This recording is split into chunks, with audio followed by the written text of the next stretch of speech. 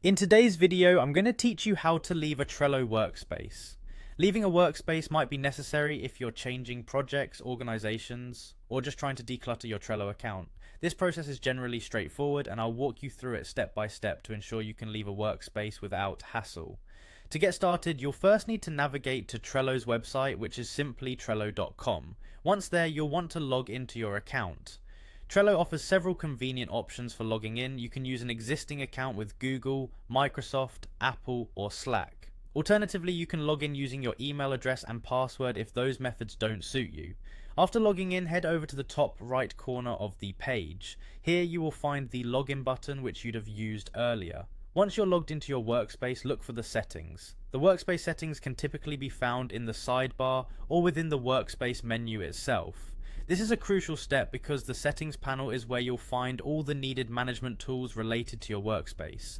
Now that you're in the workspace settings, you'll see a list of all the members associated with the workspace. Scroll through this list to find your username. Here's where you need to pay attention to your role. If you're an admin, you'll be given the option to remove yourself from the workspace. If you're a standard member, you'll see the leave option instead.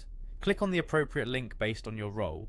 Sometimes leaving is just a matter of clicking leave or remove, but here's an important tip. If you are the sole admin for a particular workspace or board, you'll first need to pass on your admin rights to another user before you can leave. This step ensures that all administrative tasks have coverage after your departure, so it's essential not to skip. Once you've completed these actions, you will successfully be removed from the workspace. It's a fairly simple process, and you'll notice that you no longer have access to that workspace's boards, allowing you to focus on other projects or keep your Trello account tidy. And there you have it, a guided walkthrough on how to leave your Trello workspace. I hope you found this instructional video helpful. Don't forget to subscribe for more tips and tricks on managing your digital life. Thank you for watching, and see you next time.